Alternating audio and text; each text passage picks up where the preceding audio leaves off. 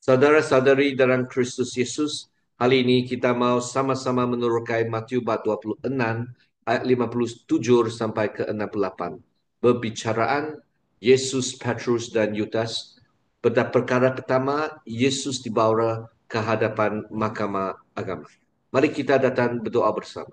Tuhan Bapa di surga, apabila kami datang kepadamu, kami mau lebih mengenal Yesus.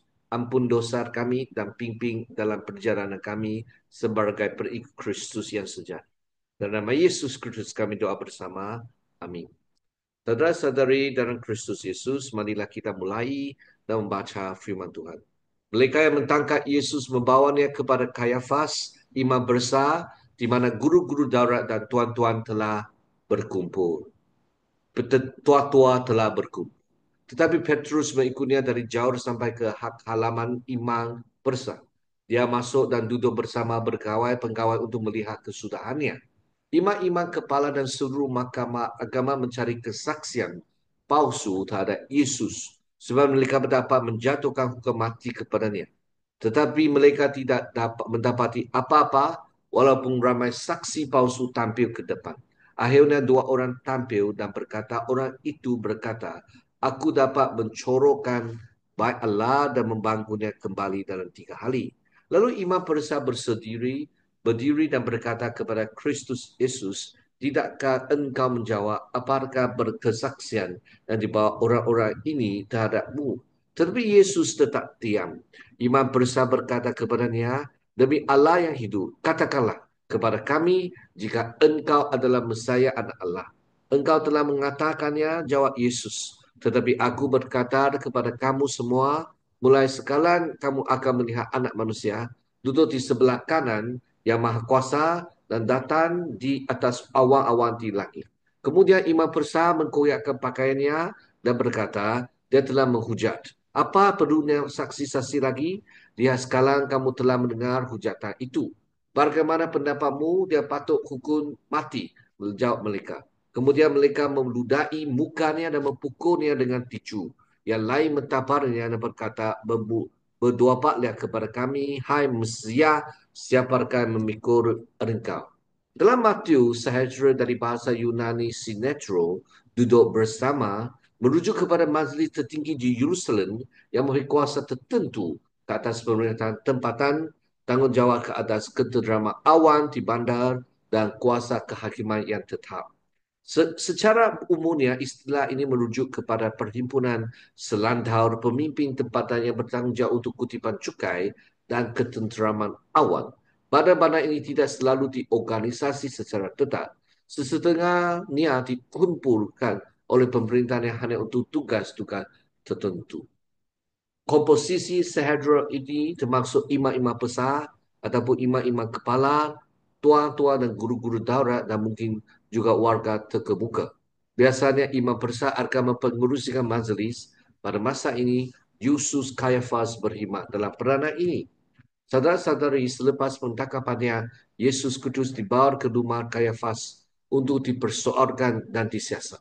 Ini adalah tempat di mana rancangan untuk mentangkapnya telah dibuat pada bab 26 ayat 3. Pengikut-pengikut lain melarikan diri ayat 56. Tetapi Petrus mengikut Yesus ke halaman. Menyediakan latar untuk penafian Petrus dalam ayat yang akan datang. Petrus berada dalam kumpulan pengawal. Ketakutan untuk ditangkap membawa kepada pengkhianatan Petrus pada masa seterusnya. Pembicaraan ini mentambarkan kepada gambaran kepimpinan agama yang korup, yang melibatkan pelewangan, keadilan dan pelanggaran daulat. Tujuannya adalah untuk membuat tuduhan terhadap Yesus supaya mereka boleh menghukum matinya.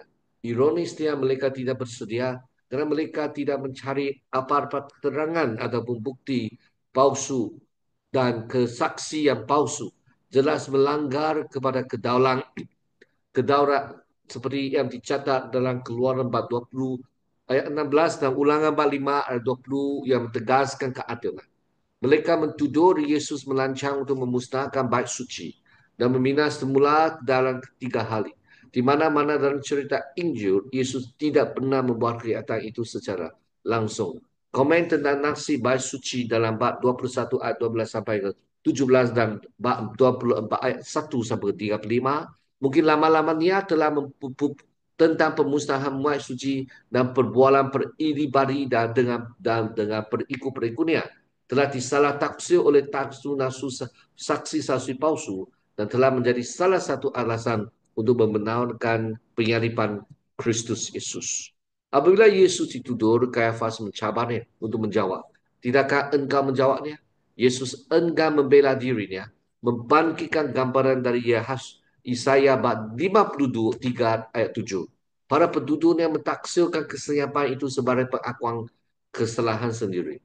Tetapi kesenyakan Yesus Kristus bermakna dia tudur kepada pentakulan yang salah dari para petudur dan pentenannya untuk melaksanakan Allah dan dengan demikian memenuhi kitab suci. Tindakan Yesus ini menggenapi dua part tentang hamba yang menderita dalam kitab Isaiah. Menunjukkan bahawa dia memang adalah Mesias yang dinantikan. Jadi saudara-saudari dalam Kristus Yesus, kita perlu belajar apa? Dengan ini kita boleh belajar apa? Kita kata pernyataannya Imam Besar ini, Kayafas menurut Yesus untuk bersumber untuk menjawab jawapan dengan jujur. Ketekanan kepada kami jika engkau adalah Mesias anak Allah. Di sini Yesus mentawarkan pengakuan langsung tentang identitinya. Secara ironik, Imam bersama mengakui siapa Yesus. Engkau telah mengatakannya. Yesus mengakui bahawa dia adalah anak Allah dan Mesias dan mentambah gambaran kristologi lain, anak manusia, dan di atas awan-awan di langit. Imam besar meledak dalam kemarahan yang munafik, mengkoyakkan pakaiannya dan menuduh Yesus menghujat. Walaupun Yesus tidak bersalah, kerana dia dapat tidak menyebut nama Ilahi. Kayafas mentaksirkan pengakuannya sebagai perhinaan kepada Allah kerana Yesus menuduh perkara-perkara yang hanya milik Allah saja. Tuduhan imam besar dan tindakan tritikar menolong anggota perhimpunan untuk mengumumkan keputusan. Mereka telah menemui apa yang mereka curi. Yesus layak mati sebagai penghujat. Walau bagaimanapun kerana Sanhedrin tidak mempunyai kuasa untuk melaksanakan hukuman mati, belasan itu akan berkandung kepada pihak berkuasa Roma. Saudara-saudari dalam Kristus Yesus, tujuan penghinaan adalah untuk menendahkan tuntutan kemuliaan Yesus sebagai Mesias. Penyalaan guna fizikal ejakan dan permainan meneka yang melendarkan. Ini adalah bentuk perhinaan. Apakah implikasi perhintaan ini? Adalah cubaan untuk melaksanakan memusnahkan credibility Yesus Kristus dan mengubah diri dari Nabi dan Rabi yang dihormati menjadi penjenayah yang dihina. Apakah reaksi Yesus? Yesus mentahan penghinaan mereka dengan senyap. Mencontohi ajarannya sendiri dari bab 5 ayat 38 sampai ke 42. Gambaran ataupun situasi ini membagikan kitab suci, terutama yang hambar yang menderita Isaiah bab 50 ayat 6, Isaiah 53 bab 3 sampai 5, dan banjemur orang benar yang menderita majmur bab 22 dan bab 69 sampai ke 71. Penghinaan awam mengikutinya. Tujuan adalah untuk menendahkan tuntutan kemuliaan Yesus pada Mesias. Kerana dia dapat mencegah penyalahgunaan fizikal dan ezakan. Dia dapat bertuapak atau melakukan perbuatan kuasa. Dia bukan siapa yang dia dikatakan. Melalui satu siri ritual penturutan status. Dan kemudiannya, kematiannya yang memalukan di atas salib. Pihak berkuasa cuba memusnahkan kreativiti Kristus Yesus dan ubahnya dari Nabi dan Rabi yang dihormati dan menjadi pencenaian yang dihina. Yesus Kristus mentahan perhinaan mereka, ejekan mereka, penyalahgunaan mereka dan permainan meneka yang merendahkan dengan senyap dan mencontohi dengan cara yang malu. Ajarannya sendiri dari 5 ayat 38 sampai 42, gambaran ini menunjukkan membangkitkan kitab suci, terutamanya yang hamba, yang mencerita Isaiah 50 ayat 6, 53 ayat 3 sampai 5, dan majmur-majmur orang ibadat yang mencerita seperti yang dicatat dalam beberapa bab di Mazmur. Refleksi dan aplikasi. Apa yang kita boleh belajar? Teks ini mentimbulkan derma moral. Apabila orang Kristian menghadapi penyelewengan keadilan, sistem pemerintahan korporat atau gereja yang korup dengan penyalahgunaan kuasa, dan berhina fizikal. Apakah respon mereka? Adakah kita akan menuju kepada contoh unik Kristus Yesus? Menjadi teladan yang kita patut belajar dari Kristus Yesus, yang menyerahkan kuasa dan keistimewaannya untuk membawa pentebusan kepada orang lain dan mengambil posisi bangsa mangsa yang tidak berdaya. Atau tiuhan oleh firzinya tentang kerajaan, adakah kita akan mencabar sistem penindakan dan menghayati kebenaran, beras kasihan, perdamaian dan kasih? Haruskah kita hanya berharap untuk pembenaran eskatologis secara aktif atau secara artis, mencari keadilan di sini dan sekarang? Contoh Yesus tentang pertentangan aman, cabaran terbuka dan penyerahan mungkin mempimpin dalam isu-isu kompleks ini. Walau bagaimanapun seorang harus sentiasa ingat bahawa pengenalan dengan Tuhan yang disalibkan dan pernyataan dalam misi penebusan Allah mungkin membawa kita kepada penderitaan dan mungkin bahkan kematian kepada kematian. Mari kita bersedia untuk mentiru Kristus Yesus dalam perjalanan yang memikul salib Kristus sendiri yang dipanggil oleh Kristus Yesus. Mari kita doa bersama.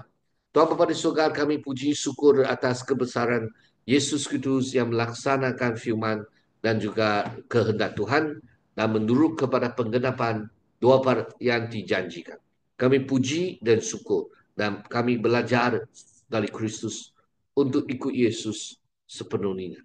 Oh Tuhan, bantulah kami dan kurniailah rahmat Tuhan untuk membuat sesuatu memuliakan nama Tuhan dan menjadi berkat untuk lebih banyak orang menerima penebusan dan keselamatan Kristus Yesus.